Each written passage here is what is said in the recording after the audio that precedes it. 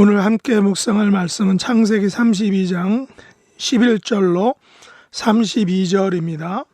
내가 주께 간구하오니 내 형의 손에서 에서의 손에서 나를 건져내시옵소서. 내가 그를 두려워함은 그가 와서 나와 내 처자들을 칠까 겁이 나기 때문이니이다. 주께서 말씀하시기를 내가 반드시 네게 은혜를 베풀어 내 시로 바다의 셀 수 없는 모래와 같이 많게 하리라 하셨나이다. 야곱이 거기서 밤을 지내고 그 소유 중에서 형 에서를 위하여 예물을 택하니 암염소가 200이요 숫염소가 20이요 암양이 200이요 순양이 20이요 순양이 20이요 전나는 낙타 30과 그 새끼요 암소가 40이요 황소가 10이요 암나귀가 20이요 그 새끼 나귀가 10이라. 그것을 각각 때로 나누어 종들의 손에 맡기고 그의 종에게 이르되 나보다 앞서 건너가서 각대로 거리를 두게 하라 하고 그가 또 앞선 자에게 명령하여 이르되 내 형 에서가 너를 만나 묻기를 내가 누구의 사람이며 어디로 가느냐 내 앞에 것은 누구의 것이냐 하거든 대답하기를 주의 종 야곱의 것이요 자기 주 에서에게로 보내는 예물이오며 야곱도 우리 뒤에 있나이다 하라 하고 그 둘째와 셋째와 각대를 따라가는 자에게 명령하여 이르되 너희도 에서를 만나거든 곧 이와 같이 그에게 말하고 또 너희는 말하기를 주의 종 야곱이 우리 뒤에 있나이다 하라 하니 이는 야곱이 말하기를 내가 내 앞에 보내는 예물로 형의 감정을 푼 후에 대면하면 형이 혹시 나를 받아주리라 함이었더라. 그 예물은 그의 앞서 보내고 그는 무리 가운데서 밤을 지내다가 그 밤에 일어나 두 아내와 두 여종과 11 아들을 인도하여 야뽕 나루를 건널세 그들을 인도하여 시내를 건너가게 하며 그의 소유도 건너가게 하고 야곱은 홀로 남았더니 어떤 사람이 날이 새도록 야곱과 씨름하다가 자기가 야곱을 이기지 못함을 보고 그가 야곱의 허벅지 관절을 치매 야곱의 허벅지 관절이 그 사람과 씨름할 때에 어긋났더라. 그가 이르되 날이 새려하니 나로 가게 하라. 야곱이 이르되 당신이 내게 축복하지 아니하면 가게 하지 아니하겠나이다. 그 사람이 그에게 이르되 내 이름이 무엇이냐? 그가 이르되 야곱이니이다. 그가 이르되 내 이름을 다시는 야곱이라 부를 것이 아니요 이스라엘이라 부를 것이니 이는 내가 하나님과 및 사람들과 겨루어 이겼음이니라. 야곱이 청하여 이르되 당신의 이름을 알려주소서. 그 사람이 이르되 어찌하여 내 이름을 묻느냐 하고 거기서 야곱에게 축복한지라. 그러므로 야곱이 그곳 이름을 브니엘이라 하였으니 그가 이르기를 내가 하나님과 대면하여 보았으나 내 생명이 보존되었다 함이더라. 그가 브니엘을 지날 때에 해가 돋았고 그의 허벅다리로 말미암아 절었더라. 그 사람이 야곱의 허벅지 관절에 있는 둔부의 힘줄을 쳤으므로 이스라엘 사람들이 지금까지 허벅지 관절에 있는 둔부의 힘줄을 먹지 아니하더라. 아멘. 오늘 말씀의 제목은 하나님과 겨루어 이긴 사람입니다. 오늘 본문인 창세기 32장은 소위 야곱의 씨름장이라 할 수 있습니다. 야곱이 누구와 씨름을 했습니까? 24절에 의하면 어떤 사람이라고 표현하지만 실제는 천사의 형태로 나타난 하나님 자신입니다. 30절 말씀에서 야곱은 이것을 인식하게 됩니다.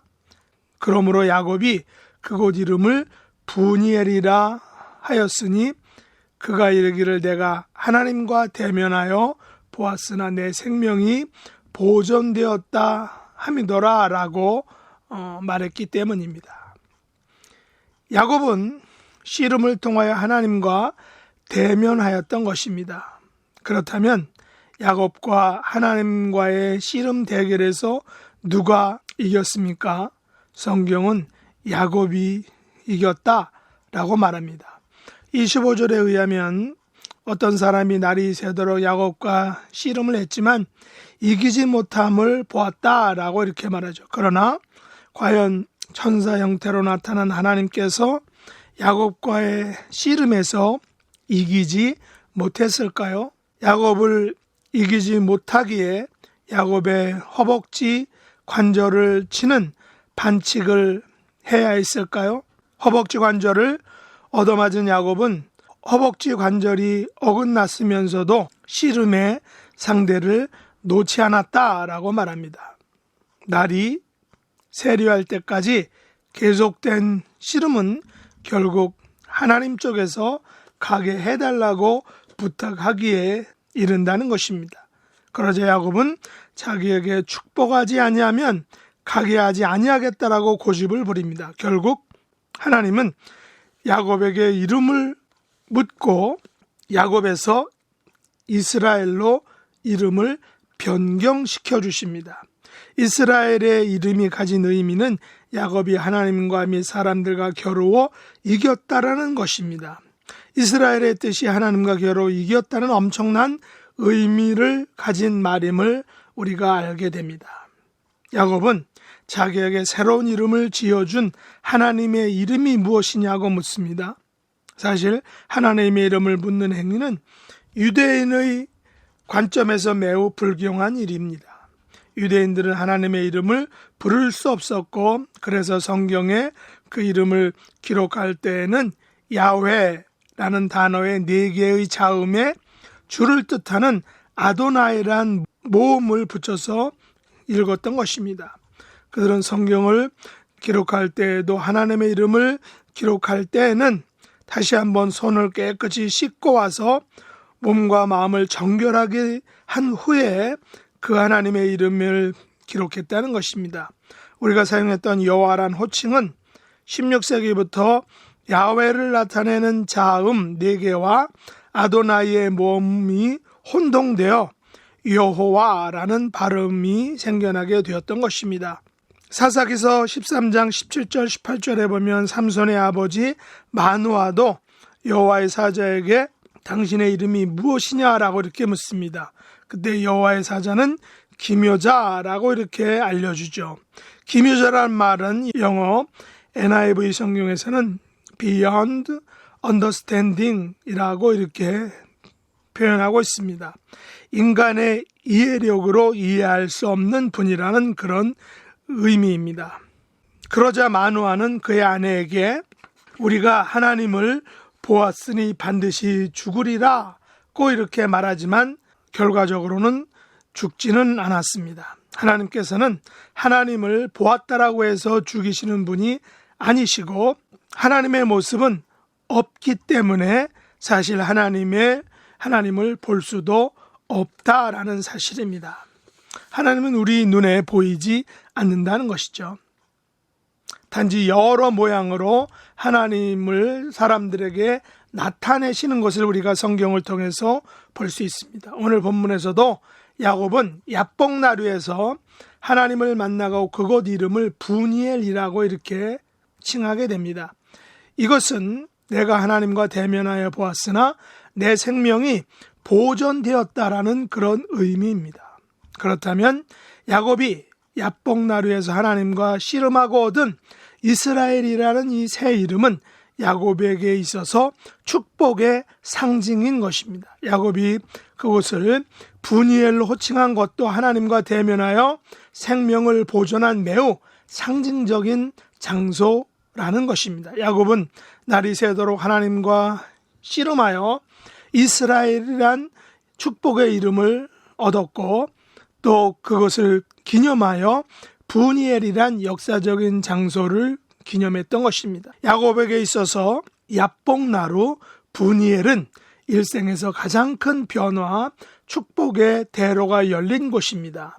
이때 싸움으로 허벅지 관절이 어긋나고 야곱의 후손들은 허벅지 관절에 있는 둔부의 심줄을 먹지 않는 그런 풍속까지 생기게 되었다는 것을 우리가 알 수 있습니다. 우리는 야곱이 받은 이스라엘의 축복과 브니엘의 축복을 어떻게 이해해야 할까요? 야곱과 하나님의 씨름 대결을 어떻게 우리가 해석해야 하느냐라는 것입니다. 저는 하나님께서 야곱과의 씨름 대결에서 하나님께서는 은혜로 져주셨다라고 생각합니다. 제가 3명의 아들을 키울 때 아이들과 씨름을 한 적이 있습니다. 어른인 저와 2-3살의 아들이 방에서 씨름을 합니다.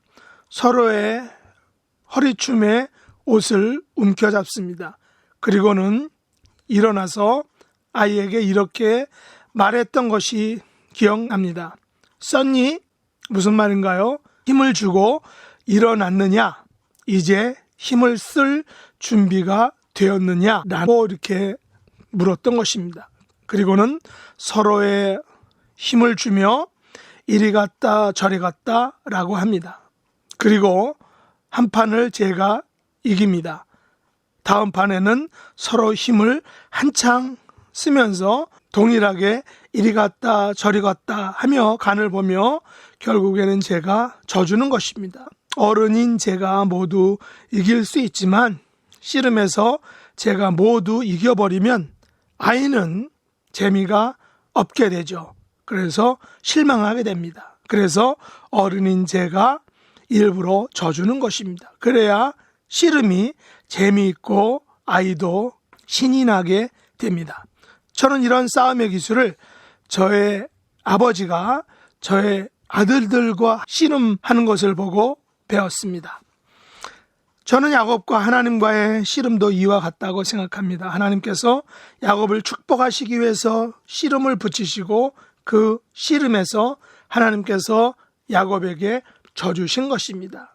저의 씨름과 야곱의 씨름에서 차이는 저는 거의 장난으로 했다면 야곱은 영광의 상처를 입는 그래도 실전과 같은 씨름이었다는 것입니다.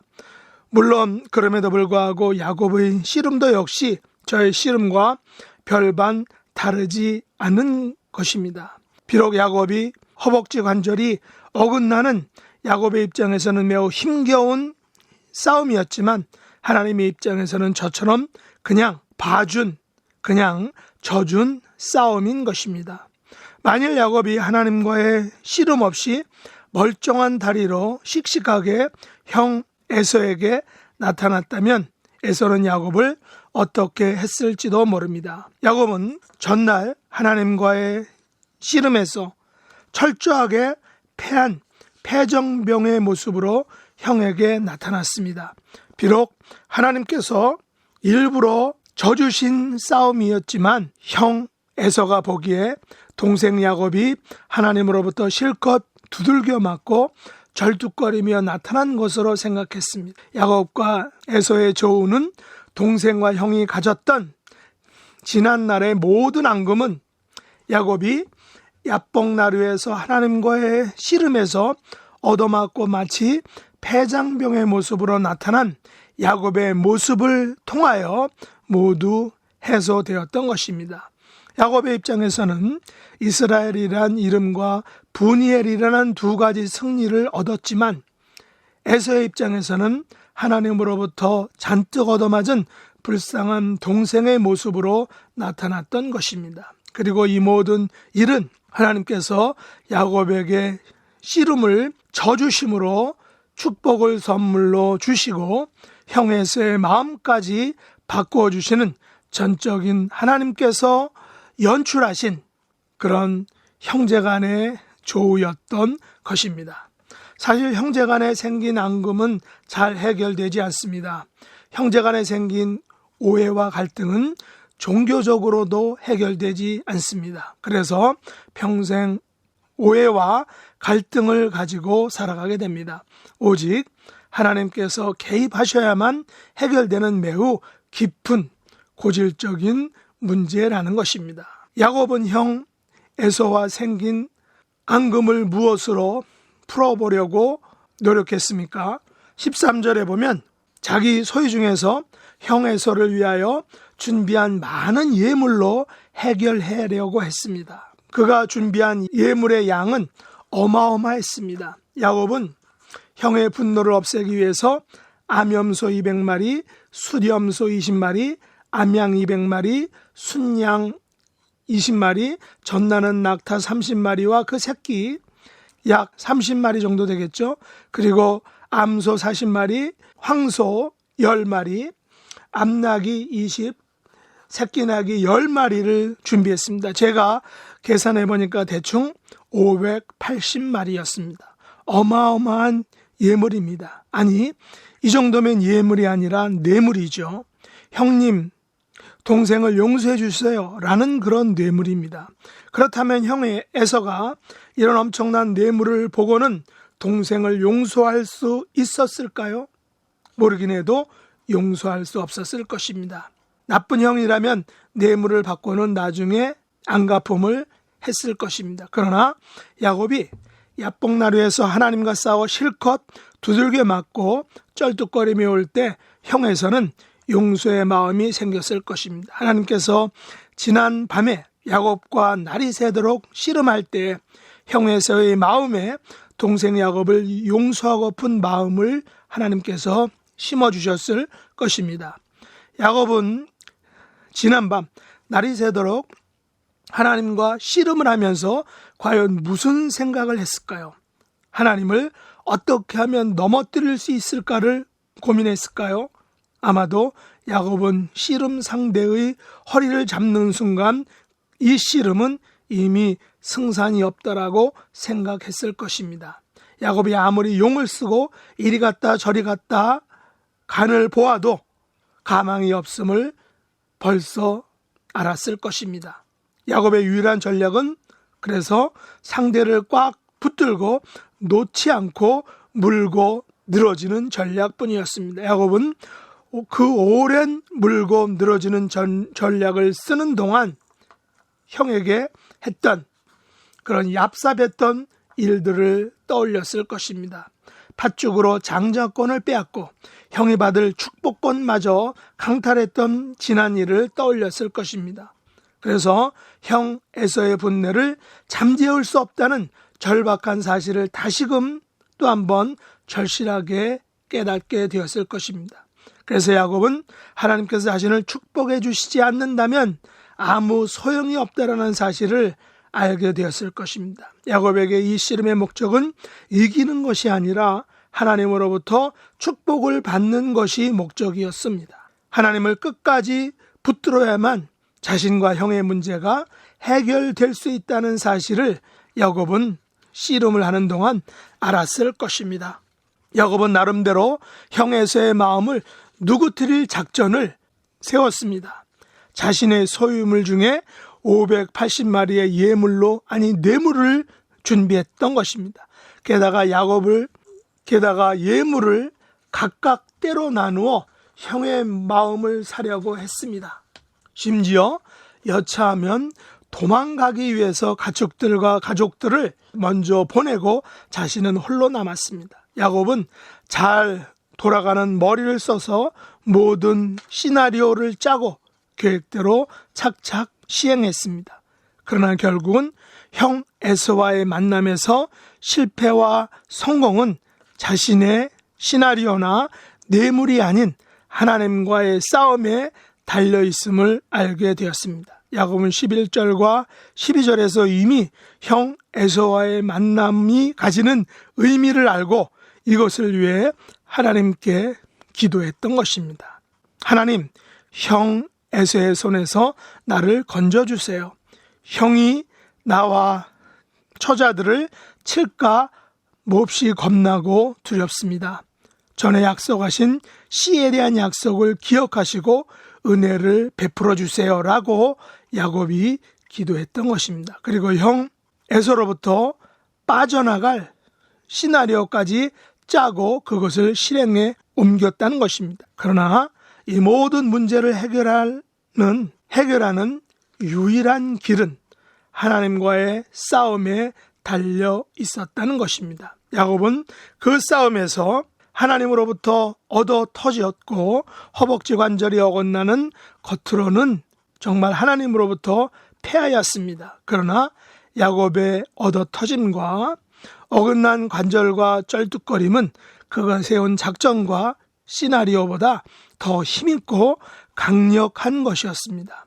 하나님으로부터 받은 이스라엘이라는 그 이름과 분이엘이라는 이름이 바로 그 증거라는 것입니다. 야곱이 하나님으로부터 이스라엘이란 이름을 받은 순간 형 에서가 가졌던 장자권은 비로소 그때야 야곱의 것이 된 것입니다. 형 에서는 이제 힘으로가 아닌 하나님의 간섭과 야곱에 대한 인정에서 패배를 인정해야 했다는 것입니다. 야곱과 하나님과의 날이 새도록 이루어진 싸움은 성경이 자세히 언급하고 있지는 않지만 아마도 야곱에게는 평생 잊지 못할 영적인 처절한 싸움이었을 것입니다. 그 싸움에서 야곱이 한 것은 오직 하나님을 붙들고 있는 그 옷자락을 놓지 않고 붙든 그런 것입니다. 야곱은 허벅지 관절을 얻어맞고 뼈가 어긋나면서까지도 그 옷자락을 놓지 않고 꽉 붙들고 있었던 것입니다. 바로 이것이 하나님에 의해서 야곱이 그 싸움에서 야곱이 이겼다라는 하나님으로부터의 항복을 받아냈던 것입니다. 오늘 우리도 마찬가지입니다. 우리는 하나님과의 싸움에서 절대로 이길 수 없습니다. 오직 우리가 할 수 있는 것은 하나님의 옷자락을 끝까지 붙들고 절대로 놓지 않는 것입니다. 그러다가 우리는 허벅지 관절을 얻어맞을 수도 있을 것입니다. 그렇더라도 끝까지 붙들어야 합니다. 하나님의 자비와 긍휼과 은총을 결코 놓지 말아야 합니다. 그러면 하나님께서 우리에게 이스라엘, 우리의 승리를 인정해 주시는 그 말씀을, 승리를, 이스라엘이라는 그런 상징을 하나님이 선물로 주신다라는 것입니다. 이것이 저와 여러분이 우리의 남은 영적 싸움에서 승리할 수 있는 유일한 길이다라는 것입니다. 야곱처럼 하나님과 겨누어 이긴 사람이 되는 저와 여러분이 될 수 있기를 예수님의 이름으로 축복합니다. 기도하겠습니다. 하나님 아버지, 우리 앞에 놓인 수많은 문제들은 저희의 전략과 시나리오가 아닌 오직 하나님의 긍휼과 자비를 통해 해결된다는 것을 알기를 원합니다. 우리가 할 수 있는 유일한 길은 것은 하나님의 옷자락을 놓지 않고 끝까지 붙들고 있는 것임을 알게 하여 주시옵소서. 야곱에게 허락해 주셨던, 선물로 주셨던 그 승리의 이름, 이스라엘이라는 그 이름을 저희들에게도 허락하여 주시옵소서. 예수님의 이름으로 간절히 기도드리옵나이다. 아멘.